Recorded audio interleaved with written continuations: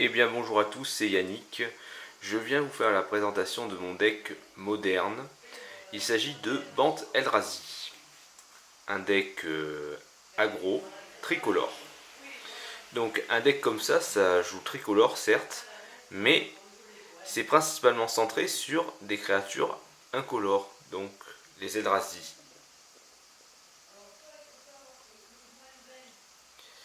Pour accélérer le jeu, on joue des Bird of Paradise et Noble Hierarch. Alors, pour cette version, ce n'est pas si grave de n'avoir qu'un seul Noble Hierarch ou 0 et 3 Birds, étant donné que ça ne fournit que l'exaltation. Et si vous n'avez pas assez de budget pour avoir un Noble Hierarch, vous pouvez très bien faire avec les Birds. Ensuite, passons sur les deux meilleures créatures du jeu qui vont très souvent clôturer la game. Voyons ligature de pensée, une 4-4 pour 4. Mais quand il arrive en jeu, vous faites une saisie des pensées carrément et vous exilez cette carte. Par contre, quand il quitte le champ de bataille, l'adversaire pioche une carte. Ensuite, fracasseur de réalité pour 5 mana dont un incolore obligatoire, piétinement célérité. Et quand il devient la cible de sort ou d'une capacité, c'est contré à moins qu'il ne se défausse. Donc ça oblige l'adversaire à faire du disadvantage card et c'est vraiment très très bien. Ensuite, une des cartes les plus importantes du jeu, Supplanteur Eldrazi. Pour 3 mana dont un blanc, carence, même s'il coûte du blanc, il est considéré comme incolore. Donc des trucs comme la protection blanc, et ben ça marche pas vu que c'est incolore. Et toujours pour sa capacité, qui demande deux incolores et un incolore obligatoire. En fait, 2 c'est considéré comme du mana générique. Ça peut être payé avec de l'incolore ou du mana coloré. Par contre, le petit carré encastré vous demande de payer obligatoirement un incolore. Vous exilez une autre créature ciblée, donc vous ne pouvez pas le cibler lui-même, et vous la renvoyez sur le champ de bataille engagé. Très souvent, ça permet en fait de pouvoir passer ces créatures et empêcher l'adversaire de bloquer. La plupart du temps. Ensuite, reforgeur de matière pour 2 mana génériques et un incolore obligatoire.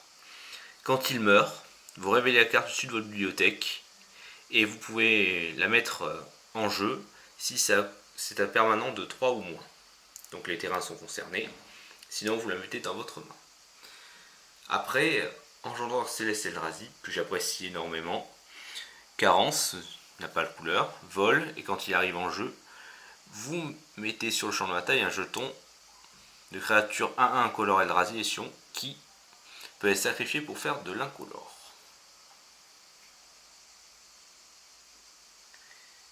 Et ensuite, la créature la plus chère en mana du jeu, mais une des plus importantes et des plus puissantes, Noyeur d'espoir. Quand il arrive en jeu, vous mettez 2 créatures Eldrazi et Sion, et ils ont sacrifié cette créature, ajouté un incolore à votre réserve. Et vous sacrifiez un Eldrazi et Sion, vous engagez la créature ciblée.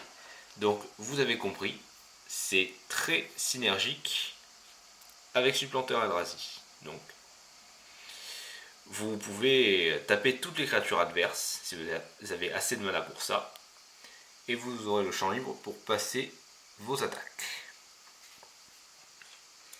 Ensuite, passons sur les spells non créatures. Donc passe au exil. Quand on joue blanc, on joue passe au exil, c'est obligatoire, c'est super fort. Voilà. Vous débarrassez ce que vous voulez pour un mana blanc en éphémère. Ensuite, Ancien Frémissement. Une carte que j'apprécie énormément, en vert. Donc c'est un super filtreur en vert, c'est très rare. Pour un mana, ça vous permet en fait de regarder 5 cartes du dessus de la bibliothèque et de choisir une carte incolore, la mettre dans votre main. Le reste est en dessous. Alors, pondeur à côté, ça paraît ridicule. Ensuite, 2 artefacts que j'aime beaucoup. Alors, une petite épée douée de feu qui est pas très jouée en fait dans les listes, mais que j'aime beaucoup parce que c'est mon petit couteau suisse. La créature ciblée gagne plus de protection contre rouge et bleu. Et à chaque fois que la créature équipée de cette épée inflige des blessures de combat à un joueur, l'épée inflige 2 blessures à une cible créature ou joueur ou piocher une carte. Donc c'est incolore, donc même si la créature est colorée, c'est considéré que l'épée fait des dégâts en fait. Ce n'est pas la créature en soi. Donc il faut une protection contre les artefacts en fait. Et piocher une carte. Donc les jeux aggro ont toujours besoin de piocher, de pouvoir piocher. À part Ancien Frémissant, on n'a aucun autre piocheur. Enfin bon, dans le moderne, il n'y a pas énormément de piocheurs dans le format. Et ensuite, Engineered Explosive, que j'apprécie beaucoup quand on joue tricolore. En fait, ça a une utilité très versatile, ça peut casser des permanents à 2, à 3, des thermos, des permanents à 2 pénibles, comme Talia, Dark Confident, c'est vraiment fort. On le fait rarement à 3 parce que quand même on a 10 créatures qui coûtent 3 mana, donc il faut vraiment l'utiliser pour péter une carte qui nous est très problématique, Blood Moon. C'est souvent à ça que ça sert. Ensuite, la mana base. Alors la mana base, vous pourrez constater que je ne joue pas de Cavern of Soul pour l'instant parce que les jeux bleus ne sont pas légion dans le metagame moderne, étant donné que ces jeux bleus en question, je pense à Grixis, Jeskai, c'est très difficile pour eux parce qu'ils doivent faire face à Eldratron, qui est un jeu qui les défonce tout simplement. Donc, les Calices, le tronc qui fait trop de mana, donc les leaks, les remands, tout ça, ça va être assez useless on va dire.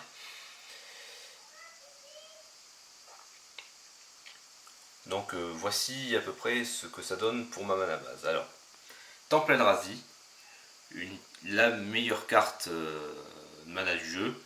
Donc ça vous permet en fait d'ajouter 2 mana pour jouer des spells d'Eldrazi ou activer les capacités d'Eldrazi. Donc en gros, l'idée c'est qu'on va faire du Tourin, Bird ou Nobirark, T2, on va pouvoir aligner un voyant ligatureur. Ou carrément temple au premier tour, on fait rien, un deuxième temple, et on a une 4-4 pour 2 au tour 2. Donc c'est vraiment énorme. Des penlands bleu-vert, code de la Maya pour pouvoir jouer les birds, et pouvoir caster les engendreurs CS Eldrazi et les noyeurs d'espoir.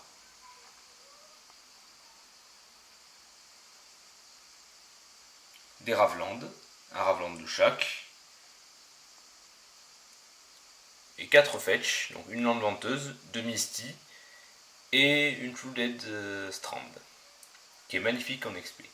En fait, ce qui se passe, c'est que on m'a souvent conseillé de jouer 4 landes venteuses, mais étant donné que l'île, des fois, on en a besoin, et ben les landes venteuses, ça va pas chercher l'île. Donc ça vous oblige à aller chercher des Ravelands et perdre des PV. Donc des fois, vous avez besoin quand même d'aller chercher votre île selon la situation. Après, Broussailles. Alors, Broussailles, le blanc-vert, qui permet de jouer vos spells Eldrazi. Donc, supplanteur surtout. J'aime énormément parce que ça me fait beaucoup rire. Alors, en 2009, quand les Painland, tous les 10 Painland ont quitté le T2, la cote était passée de 4€ à 50 centimes. Et là, c'est assez marrant de constater que la carte, en 10e édition bord noir, vaut une dizaine d'euros. En bord blanc, ça en vaut 7. Donc comme quoi on ne sait pas de quoi est fait l'avenir. Donc ça incite parfois à tout vouloir garder.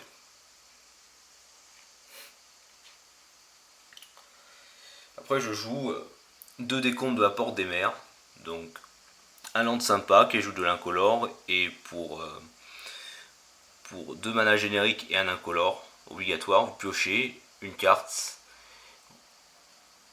Je ne peux l'activer que si je n'ai pas de carte en main. Donc c'est toujours très très bien en milieu late game de pouvoir piocher davantage, en plus d'avoir l'épée et les anciens frémissements. Après je joue un basique de chaque, mais surtout 2 lands, donc ouest basique. Alors pourquoi je fais ça?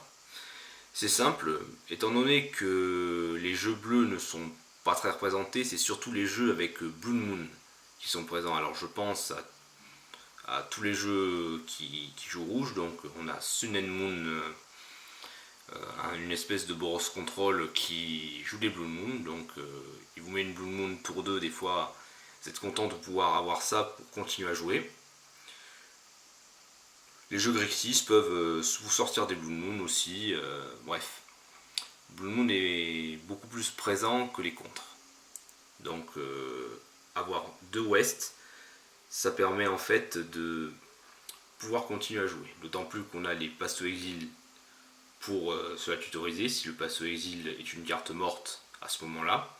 Les anciens frémissements qui peuvent les creuser davantage.